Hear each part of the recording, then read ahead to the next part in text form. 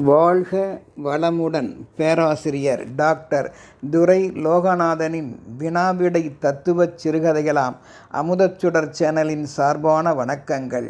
என் கதைகள் பல வெளிவர உதவுகின்ற யூடியூப் நிறுவனத்தார்க்கும், கதைகளுக்கு விளம்பரம் செய்கின்ற செல்வி தேஜா அவர்களுக்கும், கதைகளுக்கு நல்லதொரு திரைப்படக் காட்சி படவிளக்கம் செய்கின்ற நிறுவனத்தார்க்கும், 2 ஆண்டுகளுக்கு மேலான என் சிறுகதைகளுக்கு அமோக ஆதரவு தந்து வழங்கி வருகின்ற ரசிகப் பெருமக்களையும் வாழ்த்தியும் வணங்கியும் மகிழ்ந்து இன்றைய சிறுகதையை தொடங்குகின்றேன். தலைப்பு: மட்பாண்ட சமையல் வாழ்வு. அன்று எனக்கு உறக்கம் வரவில்லை. பழைய பண்பாட்டை, பண்பின் அடையாளத்தை நினைத்து பார்த்து கொண்டிருந்தேன்.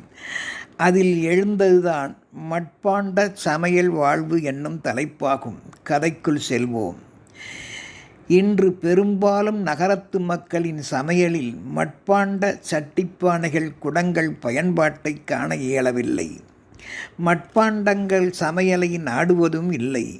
அச்சமையலை கேவலமாக கருதுகின்றனரா என்ற சிந்தனையும் என்னுள் எழுந்தது. இதனால் மட்பாண்ட தொழில் என்பது மறைந்தே போகின்ற அவலநிலையும், இந்த அவலநிலையும் ஏற்பட்டு விட்டதே என்று உறக்கமும் வரவில்லை.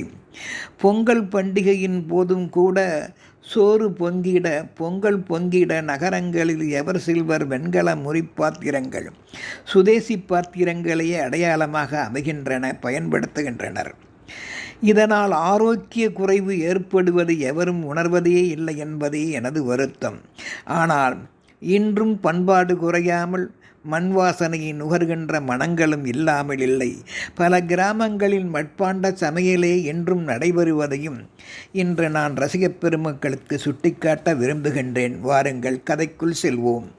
மட்பாண்ட தொழிலாளர்கள் மண்ணையும் தன் தொழிலையும் நம்பியே மண் வாசனையை போற்றி வாழ்கின்றனர். அவர்கள் குயவர் என்றும் வேளாளர் என்றும் அழைக்கப்படுகின்றனர்.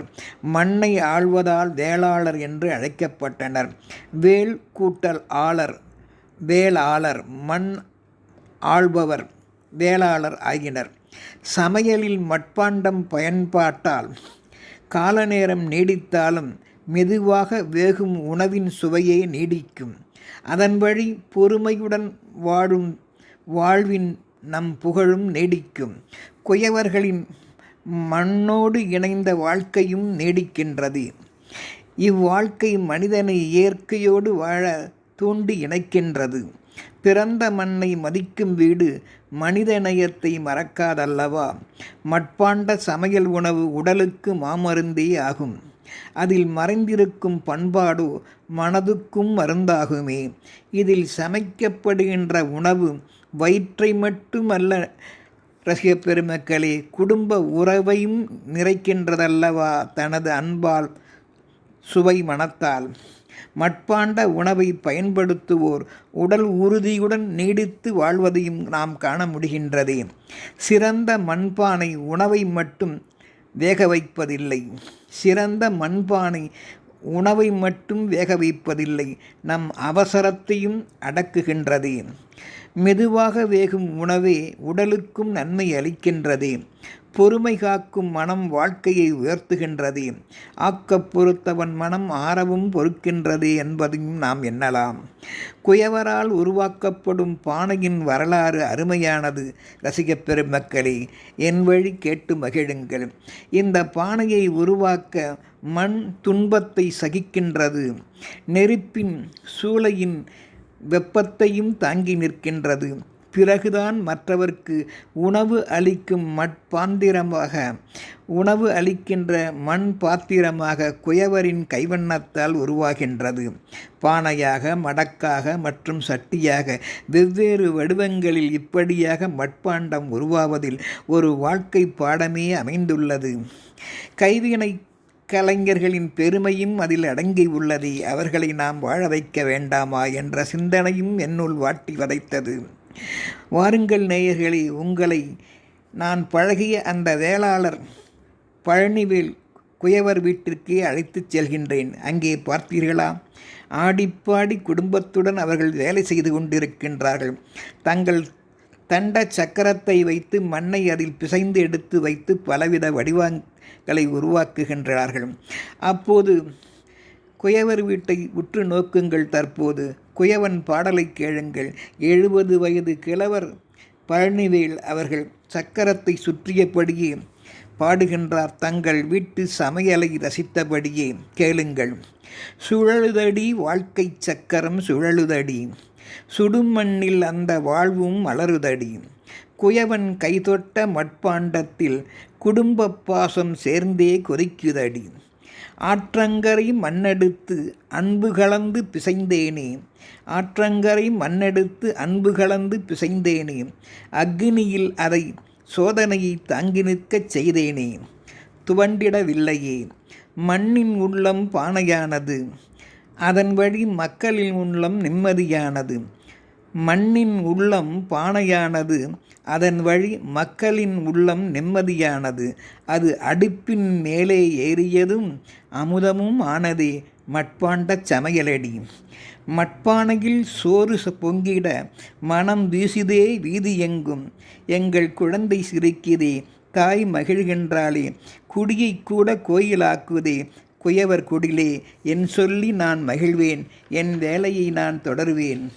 எனது ஆத்தாள் கறிக்குழம்பின் நறுமணத்தில் காலங்கூட நின்று பார்க்குமடி, அவள் அன்பு கலந்த கைப்பக்குவம் சொல்ல முயலாதே, அவள் அன்பு கலந்த கைப்பக்குவம் சமையலில் தெரியுதடி, எங்கள் ஆயுள் முழுவதும் நினைவு ஆகுமடி. இன்றைய இரும்பு முதலான குக்கர் பாத்திர விசில் சத்திரங்களோ விரைவை காட்டுதடி, விரைவு வேகம் தருமையல்லாமல் அவசரப்படுத்தி நம்மையும் நோகடிக்குமே. ஆனால் மட்பாண்ட சமையல் போல் ஆகுமோ, மட்பாண்டம் போல் இதயம் தொடுமோ, எண்ணிப்பாருங்கள், சிக்கன வாழ்வென்றோ அது. மட்பாண்ட மென்மையிலே மனித வாழ்வின் பாடம் உண்டே, மறக்கலாமோ, முன்னோர் சொன்ன வாழ்வியலை முற்றும் காக்க மறக்கலாமோ மக்களே. இப்படி அவர்கள் பாடிக்கொண்டிருப்பதை நானும் கண்டேன், உங்களையும் மகிழ வைக்கின்றேன். என் மனம் மேலும் சொல்கிறது, மண்ணில் பிறந்தோம் மண்ணில் வளர்ந்தோம், மண்ணின் அருமை மறவாதீர், மட்பாண்ட மனம் சுவைகாக்க மனித பண்பை வளர்த்திடுவோம். மண்ணை மதிக்கும் மனிதனுக்கு மன நிம்மதியே அவன் தோழனாகும். முன்னோர் சொன்ன மட்பாண்ட வாழ்வியலை முற்றும் காப்போம் வாருங்களேன் சிந்தனையாளர்களே. மண் காக்கும் வாழ்க்கனை மனிதனை காக்கும் வாழ்க்கையே என்றறிவோம். என்றாலும் நான் இன்னும் என் சிந்தனையை முடிக்கவில்லை. ஒரு சிறுகதையையும் உங்களுக்கு வழங்குகின்றேன், கேட்டு மகிழுங்கள். உடைந்த பானைகளின் பெருமையினை இக்கதையில் கேளுங்கள். முன்பு ஒரு முறை ஒரு குயவர் இருந்தார். மிகவும் புகழ்பெற்ற கைவினை கலைஞராவார்.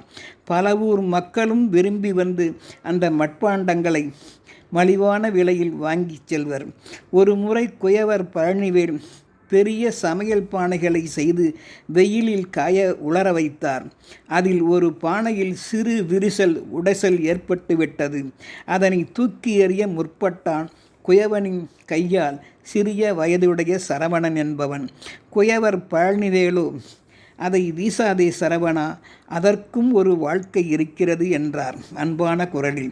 அந்த விரிசல் பானையை அவர் வீட்டு சமையலுக்கும் சில ஆண்டுகள் உதவியது. குடும்பத்தினர் பசியையும் அந்த விரிசல் பானையை ஆற்றியது. இதை கவனித்த சரவணன் நிதானமாக கேட்டான், ஆசானி, விரிசல் இருந்தும் எப்படி இந்த பானை இத்தனை நாட்கள் பயன்பட்டது என்றான் ஆச்சரியத்தோடு. உடனே குயவர் பழனிவேல் சிரித்தபடியே கூறினார், சரவணா, முழுமை நிறைந்து இருப்பவன் மட்டும் வாழ்வில் சிறந்தவன் கிடையாது. என்னையா சொல்கின்றீர்கள்? கவனமாக கேள் சரவணா. முழுமை நிறைந்து இருப்பவன் மட்டும் வாழ்வில் சிறந்தவன் கிடையாது.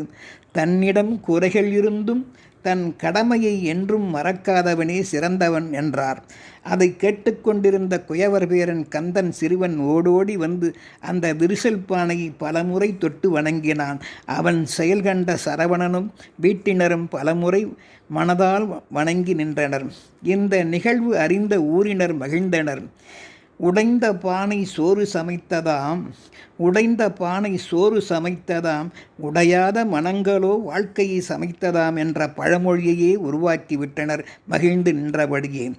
இந்த மட்பாண்ட சமையல் வழி நாம் மேலும் அறிய வேண்டியன பல உண்டு. மனிதனின் மதிப்பு குறைவற்றவனாக இருப்பதில் மட்டுமில்லை தோழர்களே, குறைகளுடன் பயன்பட்டு வாழ்வதில்தான் அடங்கியுள்ளது பெருமையே. மண்பானை நெருப்பை தாங்கும், நல்ல மனிதனோ ஏற்பட்ட தன் துன்பத்தையே தாங்குவான். பானையின் அழகு அதன் நிறத்தில் இல்லை, அது மனம் பரப்பி சமைக்கும் அழகில்தான் உள்ளது. குயவன் மண்ணை பல வடிவங்களில் வடிவமைப்பான். பொறுமை எனும் வாழ்க்கையே மனிதனை வடிவமைக்கும். மண் நெருப்பைக் கண்டு பானையானது, மனிதன் துன்பத்தைக் கண்டு பண்பு உடையவன் ஆகினான். மட்பாண்டம் உடைந்தால் மண்ணாகும். மனிதன் தன் பண்பை இழந்தால் வெறும் உடலாவான். சமையலின் சுவை உப்பில் இல்லை தோழர்களே, வாழ்வின் சுவையே அன்பில்தான் உள்ளது. அடுப்பின் தீ உணவை வேக வைக்கின்றது, நம் அனுபவத்தின் தீயோ மனிதனை வேக வைக்கின்றது.